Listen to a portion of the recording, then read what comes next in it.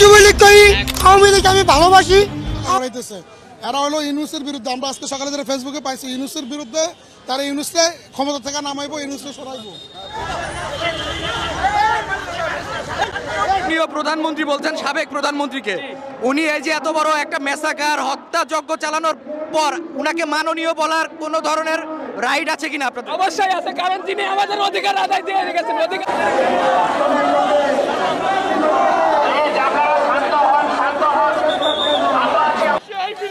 ভাই আমাদের স্টুডেন্টদের পরীক্ষা দিতে দেয় না, এখন ভাই মনের ভিতরে শান্তি চাই, অনুভব চাই। সবার সব দিক থেকেই তৈরি করি এবং রাজনৈতিক দলগুলা সামাজিক সংগঠনগুলোর এখানে আসলে অনেক ভূমিকা নেওয়ার আছে। আসসালামু আলাইকুম দর্শক, দেশ ও দেশের বাইরে থেকে যারা এই মুহূর্তে ভিডিওটি ওপেন করেছেন সবাইকে অসংখ্য অসংখ্য ধন্যবাদ। দর্শক, প্রথমেই আপনারা শিরোনাম দেখেছেন, এখন দেখবেন বিস্তারিতর প্রথম অংশেই আপনারা দেখেছেন বিভিন্নভাবে ছাত্ররা আবার ফুঁসে উঠেছে।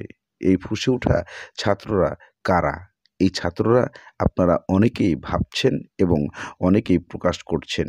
কিছু সাধারণ জনগণকে যাদেরকে টাকার লোভ দেখিয়ে ঢাকা শহরে এনেছেন, তারাই গুমর ফাঁস করলেন। বাংলাদেশে আওয়ামী লীগ নতুন করে ষড়যন্ত্র করছে ডক্টর ইউনূসকে দেশ থেকে বিদায় করার জন্য। সেনাবাহিনী সেই হিন্দু নেতাকে গ্রেপ্তার করলেন। যারা এর পিছনে ষড়যন্ত্র করছে, দেশকে ধ্বংসের পাঁয়তারা করছে, সেখানে আর কোনো ক্ষমা নেই।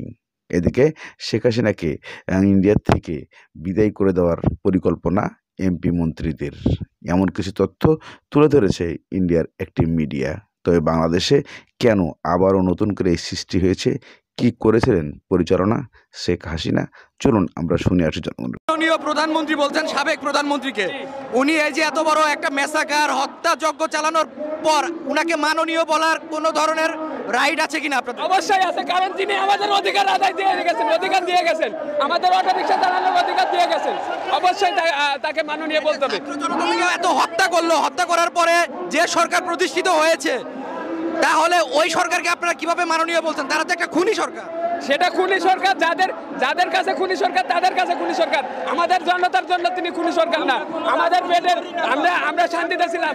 আজকে রাস্তায় বের হলে রাত 10টার পরে আমাদের ছিনতাইকারী ধরে, আমাদের ডাকাত ধরে, আমাদের গাড়ি হারানি। আমরা 2টা গাড়ি হারিয়েছি, আমি নিজে 2টা গাড়ি হারিয়েছি। আমার 2টা গাড়ি ডাকাতি করে নিয়ে গেছে। আর 27 নম্বর বুথ থেকে আমরা পুলিশের কোনো সহযোগিতা পাইনি, আমরা কোনো নিরাপত্তা পাচ্ছি না, দেশে কোনো নিরাপত্তা নাই। কোথায় ছাত্র জনতা? কোথায়? পরিচয়? জি, আপনার পরিচয়? আমার পরিচয়, আমি একজন অটো ড্রাইভার। কোন থানায় থাকেন? কোন থানায় গাড়ি চালান? আমি কামরাঙ্গীরচর ঝাউসারে থাকি। বর্তমান উপদেষ্টার কি আপনাদেরকে অধিকার না? তারা হাইকোর্ট থেকে নির্দেশ দিয়েছে। আসিফ নজরুল বলেছেন, আসিফ নজরুলের নির্দেশে এই আমাদের অটো রিক্সা অবৈধ করা হয়েছে। আমরা 12.5 লাখ এই অটো রিক্সা চালক আছি। আমরা চাই 26 লাখ ভারতীয় আছে, সরকারি গভর্নমেন্টে আছে। 26 লাখের ভিতরে 14 লাখ বের করে দিক। আমাদের 12.5 লাখ এই সরকারি চাকরিতে অন্তর্ভুক্ত। 26 লাখ তো আওয়ামী সরকার ঢুকাইছে, তাদেরকে কি বলবেন? তাহলে আওয়ামী সরকার ঢুকিয়েছে, এখন তো আওয়ামী সরকার নেই। এখন আসিফ নজরুল সাহেব উনি বের করুন, উনি বের করে দিক দিয়ে আমাদের অটো রিক্সা ড্রাইভারদের একটি কর্মসংস্থানের ব্যবস্থা করে আমাদের অটো বন্ধ করে দিক। আওয়ামী লীগ সরকার যে দেশের বিরুদ্ধে এত বড় একটা দেশদ্রোহী কাজ করলো, ভারতীয় 26 লক্ষ মানুষকে বাংলাদেশে ঢুকিয়ে, আপনার এই বিষয়ে কি বলার আছে? অবশ্যই বলার আছে, যেহেতু শেখ হাসিনা এই 26 লক্ষ লোক হচ্ছে এই সরকার ঢুকিয়েছিল, সাবেক সরকার। বর্তমান সরকার এখন যারা আছেন তারা তো সংস্কার করতেছেন। আপনার কি মনে হয় যে হাসিনা 26 লক্ষ লোক ঢুকিয়ে ভারতীয় লোক আপনাদের পেটে লাথি মারেনি? অবশ্যই লাথি মারছে, সেই জন্যই তো বলতেছি যে এখন 26 লাখ বের করে আমাদের 12.5 লক্ষকে সেখানে কর্মসংস্থানের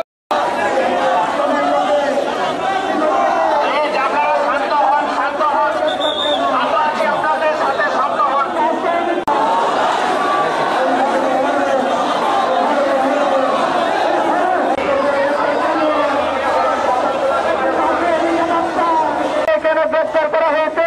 তারই প্রতিবাদে আজকের এই মা বোনের তার সাথে আমাদের জমিতে আস্থা রাষ্ট্রের মধ্যেই যেন সে সম্মানে তার মন্দির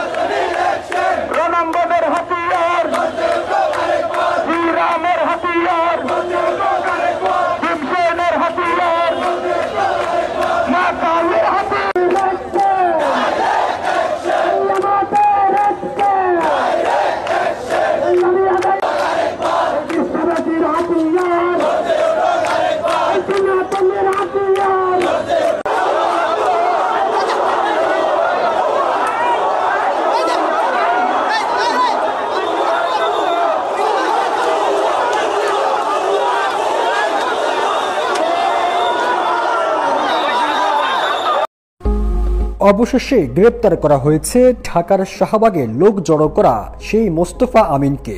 বিদেশে পাচার করা অর্থ দেশে ফিরিয়ে এনে জনপ্রতি 1 লাখ টাকা করে ঋণ দেওয়া হবে। এজন্য শাহবাগে বিশাল সমাবেশে জড়ো হতে হবে, এমন কথা বলে রাজধানীর শাহবাগে লক্ষাধিক মানুষের সমাবেশের চেষ্টা করে অহিংস গণ অভ্যুত্থান বাংলাদেশের আহ্বায়ক মোস্তফা আমিন। এই অভিযোগে সোমবার সন্ধ্যায় মোস্তফা আমিনকে গ্রেপ্তার করেছে পুলিশ। এসব অসহায় মানুষদের বলা হয়েছিল সোমবার সকাল 10টায় রাজধানীর শাহবাগে একটি গুরুত্বপূর্ণ সভা হবে, যেখানে ঋণ সংক্রান্ত সিদ্ধান্ত নেওয়া হবে। মূলত ঢাকায় একটি সমাবেশ করার উদ্দেশ্যে এমন প্রলোভন দেওয়া হয় বলে জানা গেছে। এনজিও সংস্থার পরিচয় দেশের বিভিন্ন স্থানে কিছু মানুষকে বিনা সুদে ঋণ দেওয়ার আশ্বাস দেন, যারা বলেছেন ঢাকায় গেলে বিনা সুদে 1 থেকে 10 লাখ টাকা পর্যন্ত ঋণ দেওয়া হবে। অনেকের কাছ থেকে এজন্য 1000 টাকা করে বলছে। এটা আরো যতজন আমরা আটকেছি তারা সবাই একই কথা বলছে যে আমাদেরকে টাকা দিবে কয়া এদেরকে এখানে লোক জড়া করতেছে, না হলে সারা বাংলাদেশের লোক এখানে জড়া করাইতেছে। এরা হলো ইউনুসের বিরুদ্ধে। আমরা আজকে সকালে যারা ফেসবুকে পাইছি ইউনুসের বিরুদ্ধে, তারা ইউনুসকে ক্ষমতা থেকে নামাইবো, ইউনুসকে সরাইবো, এগুলো হাসিনা ইস্যুতে এবার ভুল বদল করলো ভারতের দায়িত্বশীল ব্যক্তিরাই বলছেন বাংলাদেশের রাজনীতিতে হাসিনার ফিরে আসার সম্ভাবনা নেই বললেই চলে। হাসিনা ছাড়া আওয়ামী লীগের হাল ধরার মতো তার পরিবারের তেমন কোনো যোগ্য নেতা তৈরি হয়নি। হেভিওয়েট নেতাদেরও এই দলে সভাপতি হওয়ার মতো গ্রহণযোগ্যতা নেই। তাহলে কি শেষ হতে যাচ্ছে অন্যতম বৃহৎ এই রাজনৈতিক দলের ঐতিহ্য?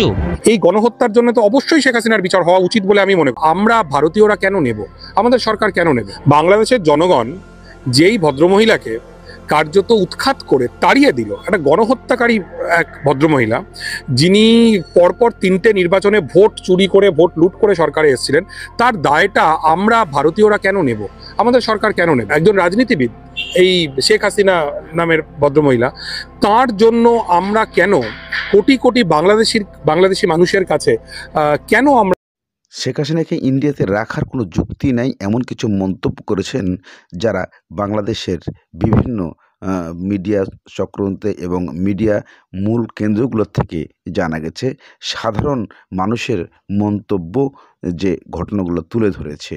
কিন্তু এই শত্রুতা এই বাংলাদেশের ছাত্রদের নামে যে কার্যকলাপ চালাচ্ছে এরা আসলে মূলত ছাত্র নাই, ছাত্র সেজে আওয়ামী লীগের যারা কর্মীরা আছে তারাই এমন কাজ চালিয়ে যাচ্ছে, এমন মন্তব্য ছাত্র এবং ছাত্রীদের। এদিকে ইন্ডিয়ার মিডিয়ার থেকে যে সূত্রটি তুলে ধরা হয়েছে যে ইন্ডিয়ার যারা এমপি মন্ত্রীরা আছে তারা মোদির প্রতিবাদ শুরু করেছে, কেননা শেখ হাসিনাকে এদেশে এনে ইন্ডিয়া এবং বাংলাদেশের মধ্যে একটা দ্বন্দ্ব সৃষ্টি করার কোনো প্রশ্নই আসে না। তাকে বাংলাদেশে ফেরত দিতে হবে, কেননা উনি বিভিন্ন মামলার আসামি হয়ে গেছেন। এমন কিছু মন্তব্য তুলে ধরেছে ইন্ডিয়ার একটি মিডিয়া। তবে চলুন আমরা সাধারণ জনগণ ছাত্র কি করলো বাংলাদেশ। 35 কোটি খাইছে, 35 200 কোটি খাইছি ভাই, ইকুয়াল। এটা আমি ওয়ার্ল্ড কাপ পাইছি। জি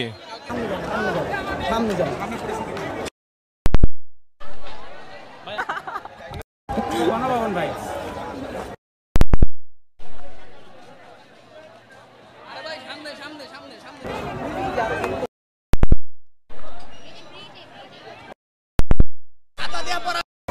খাতা পড়া লাগবে।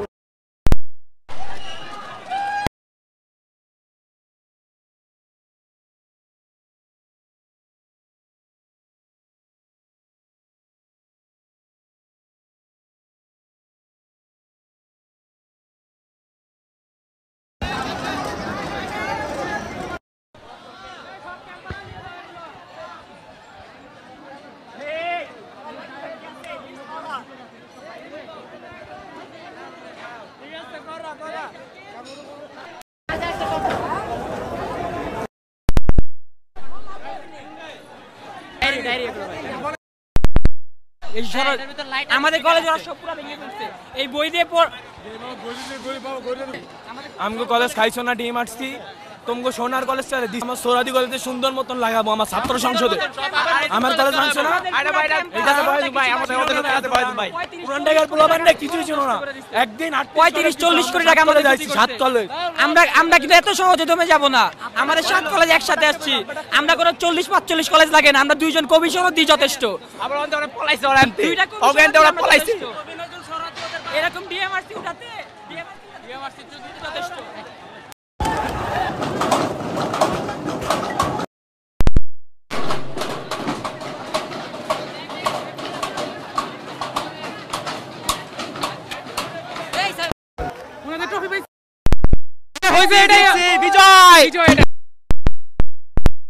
কবি নজরুলের এটা প্রতিঘাত আঘাত করলে 7 কলেজকে আঘাত করছে এটা আঘাতের প্রতিঘাত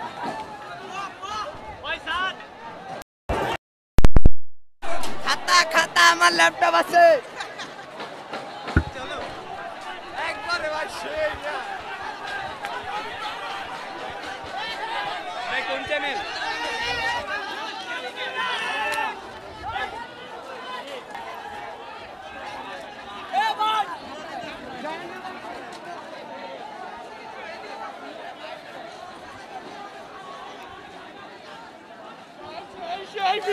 ভাই আমাদের স্টুডেন্টদের পরীক্ষা দিতে দেয় না এখন ভাই মনের ভিতরে শান্তি সেই অনুভব সেই ভাই সেই অস্থির লাগতেছে ভাই ওরা জানে না কাদের সাথে ভাঙ্গা নিছে ওরা জানে না 35 কোটি খাইছে 35 টাকা 200 কোটি খাইছি ভাই ইকুয়াল এই যে ভাই এই যে লইছি ভাই এটা কি লইছি ভাই দেন তো টিভি দেখবো ভাই টিভি অ্যাডমিশন চলতেছে ভাই এটা বেপরুম ভাই এটা বেপরুম ভাই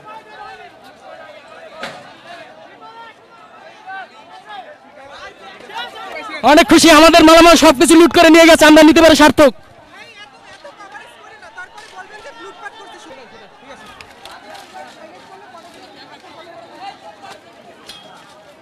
এখানে দেখেন স্থানীয় লোকজন কিনবে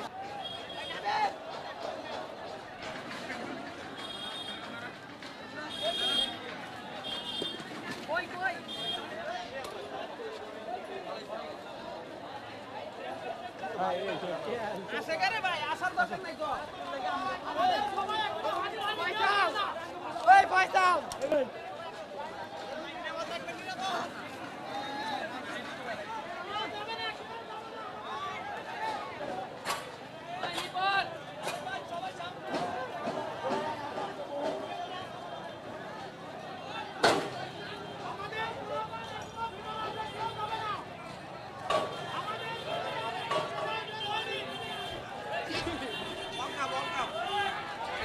এটা আমি ওয়ার্ল্ড কাপ পাইছি জি কালকের ঘটনা হয়েছে ওরা সন্ত্রাস ওরা অভিযোগের নাম মানে অভিযোগের নিয়ে আন্দোলনের জন্য 35টা প্লাস কলেজ সাহায্য নিয়েছে তারা ভাবছিল যে ওরা আসলে আন্দোলনের জন্য যাবে কিন্তু না তারা সন্ত্রাসী কার্যক্রম শুরু করে একদম আমাদের কলেজ কি কবি নজরুল তো ভাঙতে পারে না ঢুকতে পারে না দেখে কিন্তু সরাদ দিয়ে একদম সন্ত্রাসীদের মতো ভেঙে চুরমার করে দিচ্ছে এটা কোনো স্টুডেন্টের কাজ না তাই এই ক্ষোভে আবার গতকালকে অনার্স পরীক্ষা চলতেছিল তাদের আপনার মেয়েদের গায়ে পর্যন্ত হাত তুলছিল ওরা একটা কিছু রাখে নাই যে জন্য আজকে ওদের এই অবস্থা হইতেছে